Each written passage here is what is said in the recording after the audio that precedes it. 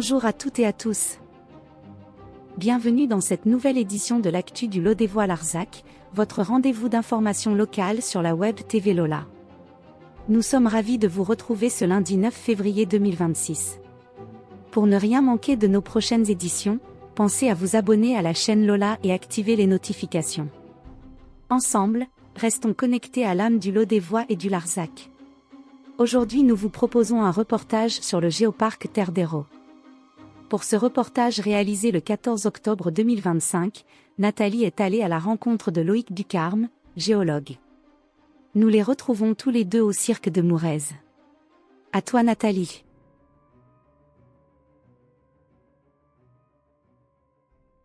Bonjour à toutes, bonjour à tous. Lola, la chaîne YouTube Lot des Voix Larzac, se trouve aujourd'hui dans le village de Mourez et nous allons parler géologie.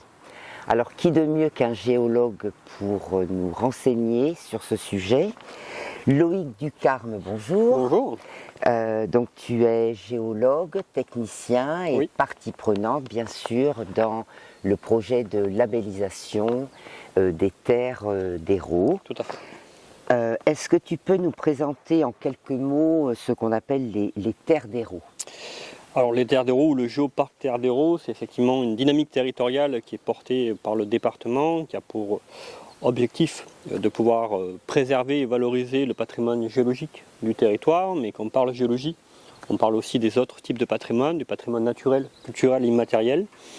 Et pour développer et conserver ce patrimoine-là, on passe bien sûr par l'appui du département, mais aussi par tous les partenaires et acteurs qui sont impliqués dans la démarche sur tout le territoire.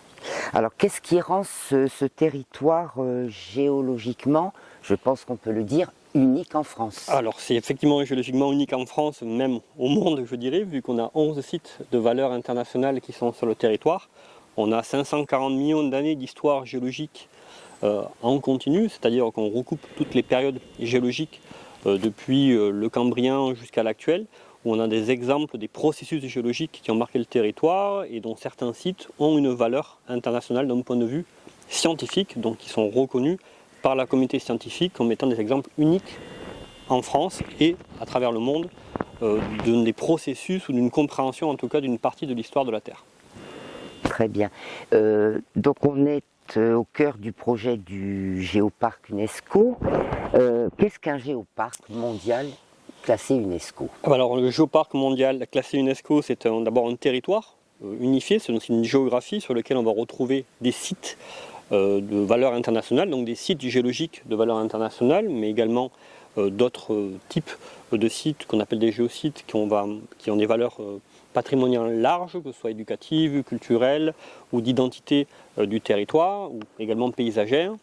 Et l'UNESCO reconnaît les territoires qui ont une approche holistique, donc une approche globale pour prendre en compte et pour valoriser ces territoires à travers le développement durable, un aspect d'éducation et un aspect de conservation sur les territoires qui sont un peu la clé de voûte et les piliers de ce que va reconnaître l'UNESCO sur les territoires pour pouvoir les labelliser. Où en est à ce jour la candidature pour la labellisation UNESCO? Alors nous sommes dans notre deuxième année de candidature. En 2024, nous avons déposé un dossier de candidature auprès des géoparcs mondiaux UNESCO. Ce dossier a été en partie accepté. Nous avons eu en 2025, fin juin 2025, la visite des évaluateurs UNESCO sur le territoire. 2 évaluateurs qui sont venus juger de la pertinence de notre travail au-delà de ce qu'ils ont vu sur le dossier, mais comment ça se concrétise réellement sur le territoire.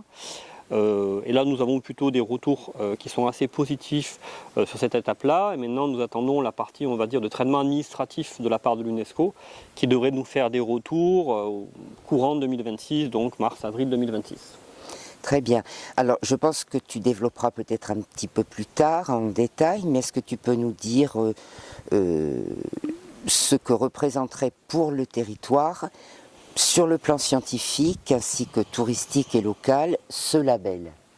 Alors, ça serait déjà une reconnaissance, je pense, une reconnaissance de tout le travail effectué, collectif sur le territoire, qui essaie de promouvoir son patrimoine géologique, mais aussi des autres patrimoines depuis de nombreuses années.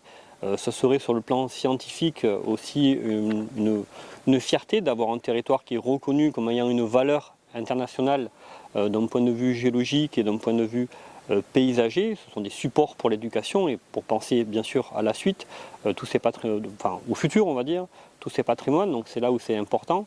D'un point de vue touristique, on va créer une attractivité touristique autour de ce label Géoparc mondial UNESCO, mais sous l'idée d'un tourisme vert, d'un tourisme durable bien sûr, et on espère pouvoir avoir dans ce cadre-là des retombées économiques sur le territoire qui vont permettre effectivement aux partenaires qui sont présents, que ce soit les hébergeurs, les associations, les restaurateurs, de pouvoir se nourrir de ce tourisme durable qui pourrait se développer sur le territoire grâce au label.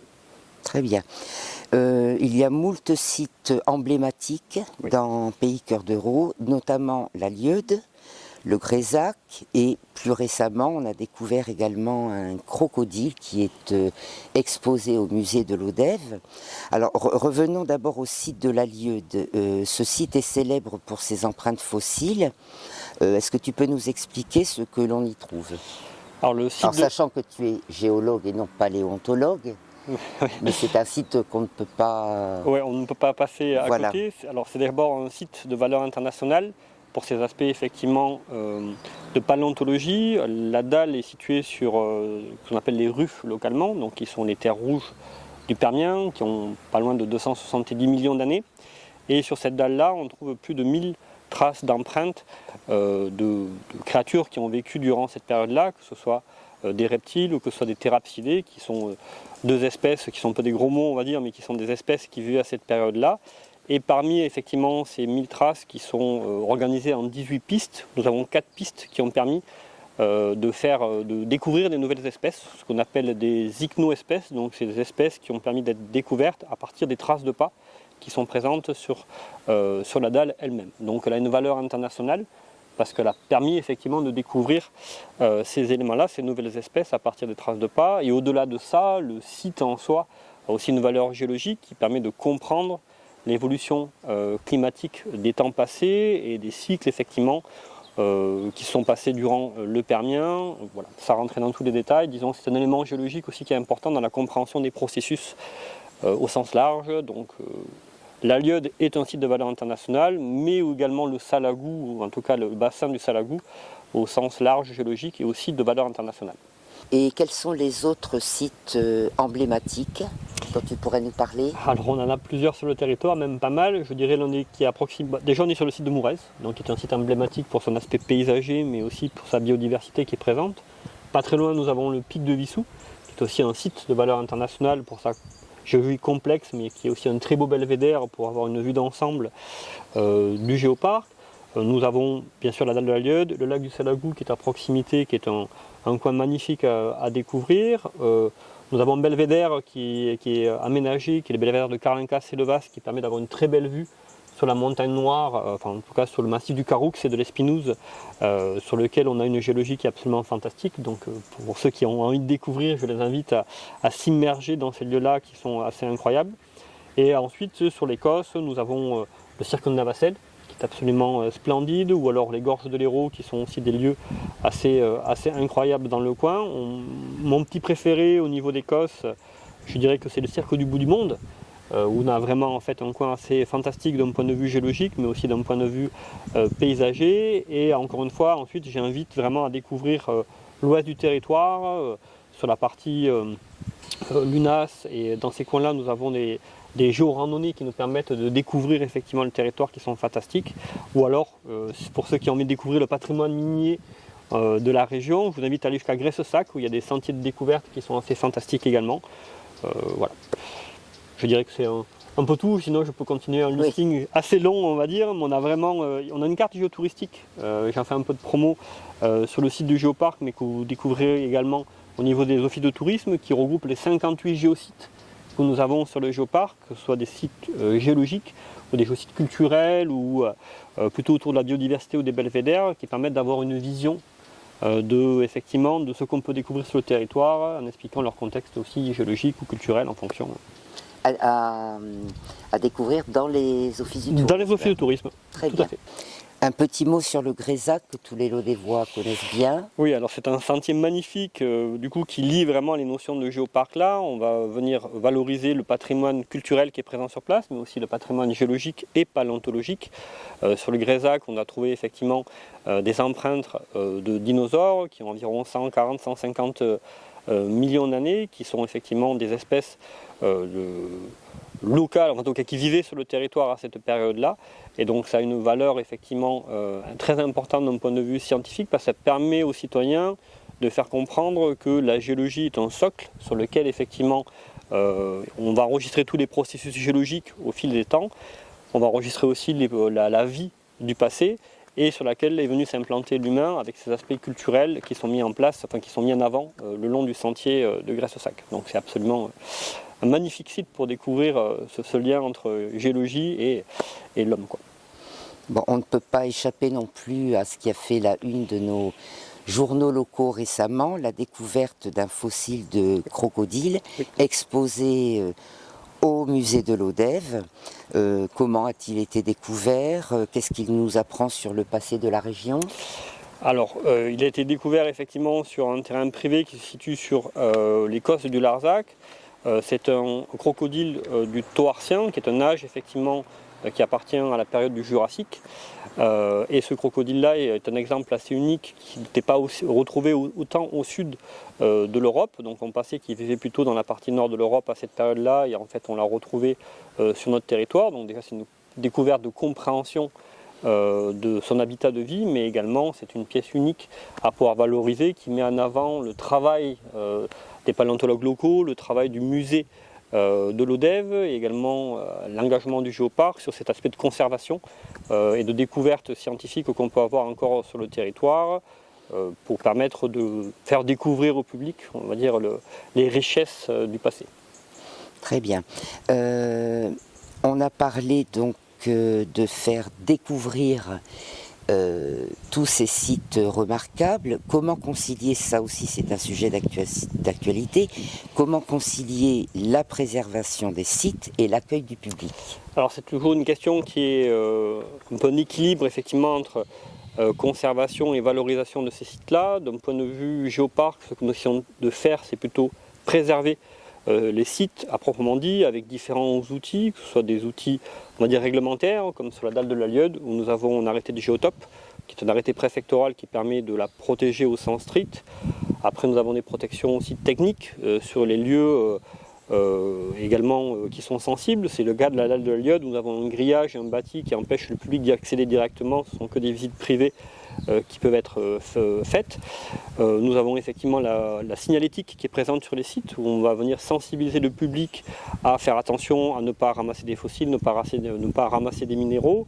Nous avons tous les outils de gestion de flux qui sont plutôt associés dans ce cadre-là à nos partenaires de grands sites, par exemple, qui travaillent vraiment à cette gestion de flux, et on essaie de travailler avec eux pour essayer de mieux gérer les flux touristiques sur le territoire. Et après, il y a cet aspect aussi pédagogique qu'on essaie de faire, que ce soit à travers le géoparc, quand on fait des sorties de terrain, mais également à travers les partenaires du géoparc, nos géomédiateurs, notre réseau de géomédiateurs, qui lui également sensibilise le public à faire attention effectivement à préserver ces sites et à pouvoir expliquer au public pourquoi ils sont importants. Et quand on fait comprendre pourquoi un site a une valeur patrimoniale, géologique ou de différents types de patrimoine, généralement le public a tendance à essayer de mieux le préserver.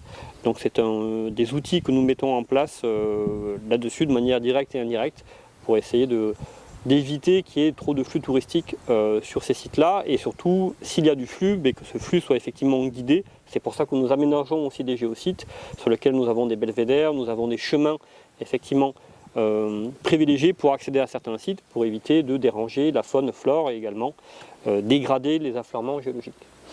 J'imagine qu'il y a aussi des actions de sensibilisation, tu as parlé du public en général, ouais, mais également auprès des écoles?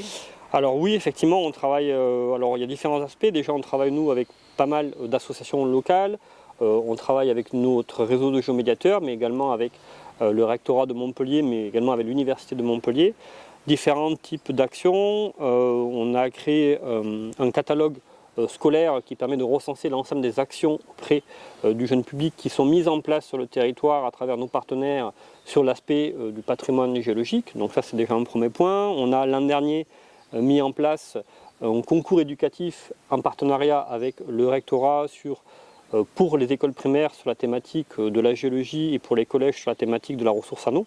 Donc c'est aussi un autre aspect qu'on met en place à ce moment-là. Et ensuite, nous avons toute la partie, on va dire, événementielle qu'on essaie de mettre en place sur le territoire à travers nos partenaires, nos géomédiateurs ou directement à travers l'équipe du Géoparc où on a fait des stands, où on fait effectivement des conférences, où on fait des expositions itinérantes qu'on est en train de mettre en place pour 2026 qui va permettre de sensibiliser le public, petit et grand, à la notion de géologie, au paysage et à la richesse simplement de notre patrimoine exceptionnel sur la Terre d'Hérault. Alors tu as parlé de guide de Géoparc. Une personne serait intéressée pour participer à l'une de ces visites. Elle se renseigne où? Alors sur le site du Géoparc, nous avons l'ensemble de nos géomédiateurs qui sont présents. Donc eux-mêmes ont des fois des sites relais où ils sont présents directement au sein des offices de tourisme, qui sont aussi nos relais sur le territoire avec qui on travaille beaucoup. Donc en allant sur le site internet, vous allez trouver tous nos géomédiateurs, leurs liens directs et les activités qu'ils font à travers les réseaux sociaux, ou alors sur les offices de tourisme, vous avez effectivement un tag Géoparc, un label Géoparc pour les actions qui sont menées en direction du patrimoine géologique et dans le cadre de la dynamique du Géoparc. D'accord. Alors, on a bien compris qu'il était important de faire connaître et de préserver ce patrimoine géologique, mais ton ressenti personnel en tant que géologue, si je te pose la question de savoir pourquoi il est vraiment très important de préserver et de comprendre ce patrimoine. Alors il y a différents aspects. Déjà le patrimoine géologique représente, on va dire, la mémoire de la Terre et la mémoire des dizaines de millions d'années passées de cette histoire, ou de centaines de millions d'années passées de l'histoire de la Terre sur nos territoires. Ça permet de comprendre les processus géologiques, ça permet de comprendre également le climat du passé, ça permet également de comprendre l'évolution de la vie sur Terre, qui sont des éléments essentiels. Comprendre le passé, c'est aussi mieux anticiper le futur et essayer de réfléchir le futur. Donc ça, c'est un des premiers aspects. Le deuxième aspect, c'est sur cet aspect scientifique également. Protéger des patrimoines, ça permet de pouvoir donner l'occasion aux scientifiques de venir les étudier, donc de mieux comprendre effectivement le passé. Ça permet aussi de venir éduquer à ces patrimoines-là et comprendre pourquoi ils sont importants auprès du public et des scolaires.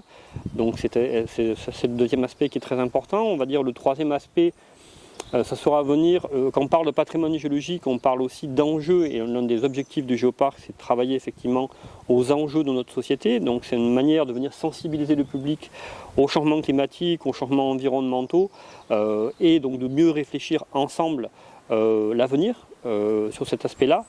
Et sur le dernier point, c'était aussi une manière de pouvoir, c'est une identité territoriale qui est présente au sein de ces patrimoines-là, que ce soit une identité naturelle, culturelle, qu'on peut avoir là. Donc c'est un moyen également de pouvoir promouvoir cette identité et de pouvoir créer de l'attractivité sur le territoire dès le moment où on les conserve et on sait les valoriser de manière respectueuse, on va dire, de l'environnement et des habitants. Donc de très nombreuses choses ont déjà été d'ores et déjà engagées.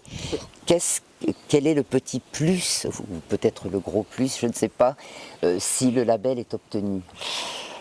Alors, je dirais que je l'ai un peu mentionné, mais une reconnaissance collective de tout ce travail-là, que ce soit sur le plan scientifique, que ce soit sur le plan des acteurs qui sont engagés, mais également sur la reconnaissance du rôle du département dans cette démarche-là, et une reconnaissance pour les habitants, de se dire on habite sur un territoire qui a une valeur internationale. Ça c'est déjà un premier aspect. Ensuite ce serait une fierté, je pense, pour l'ensemble du territoire et pour les équipes qui sont engagées, de se dire on a sur un territoire des objets exceptionnels dont on peut être fier et qui représentent notre identité, qui peut être aussi visible et attirer du public international pour venir découvrir ce patrimoine-là. Et ensuite, on serait plutôt sur un aspect de... ça nous oblige, en quelque manière, dès le moment où on a le label, à continuer ce travail de conservation, parce qu'on se rend compte, si on a le label, qu'on a cette valeur internationale-là, et du coup, on est en quelque sorte obligés de continuer à travailler dans cette dynamique-là et pouvoir la protéger et protéger ce patrimoine-là au fil des années qui vont suivre, et donc de continuer à être engagés pour soutenir le géoparc et pour le développer au fil du temps. Merci pour toutes ces informations. J'espère que tu auras donné envie à tous ceux qui ne connaissent pas encore très bien notre magnifique territoire de Cœur d'Hérault et notamment sa géologie. Donc je rappelle, le site Géoparc en ligne vous permet d'accéder à la liste de tous les guides chacun dans leur domaine, plus dans le patrimoine, plus dans les vignobles aussi, me semble avoir vu, après de la géologie pure, bien sûr. Alors, on va terminer un petit peu avec ton ressenti, toi, en tant que géologue, et on l'a bien compris, amoureux de ce pays, Cœur d'Hérault. Si tu devais décrire ces terres d'Hérault, enfin plus particulièrement le Cœur d'Hérault, si tu devais résumer en un mot, une image, qu'est-ce que tu choisirais? Ça, c'est pas la question facile. C'est pas la question facile. Tu en as déjà dit beaucoup. Oui. Je pense que ce qui fait la richesse et notre fil conducteur et qui fait l'unicité de notre territoire, c'est la diversité. Donc je dirais la diversité, et si je donnais une image, ce serait un peu une mosaïque de paysages, parce que c'est vraiment ce que représente le géoparc dans toute sa géodiversité, que ce soit géologique, mais également culturel et dans tous les sens du patrimoine qu'on peut avoir. Donc je dirais de cette multiplicité qu'on peut avoir, cette diversité sur le territoire. Eh bien, Loïc Ducarme, merci infiniment. Merci à vous. Et on croise les doigts pour la labellisation. Effectivement. Qui est bien partie. Oui, on y croit. Voilà. Merci beaucoup. Merci à vous. Et voilà, chers abonnés, nous arrivons au terme de ce voyage au cœur du géoparc Cœur d'Hérault, un territoire où la nature, l'histoire et l'innovation se rencontrent pour écrire une histoire unique. Un immense merci à Loïc Ducarme pour son éclairage passionné et son engagement en faveur de ce patrimoine exceptionnel. Merci aussi à vous, qui nous suivez avec tant d'enthousiasme. Ce reportage a été réalisé par Nathalie Février, avec les images et le soutien technique de Christian Février. Une belle aventure humaine et professionnelle, comme nous les aimons sur la chaîne Lola. Alors, restez connectés, car nous vous donnons rendez-vous très bientôt pour de nouvelles découvertes, de nouvelles rencontres et toujours plus d'émotions. En attendant, n'oubliez pas de mettre un pouce, de partager et de vous abonner pour ne rien manquer de nos prochains reportages. À très vite sur Lola.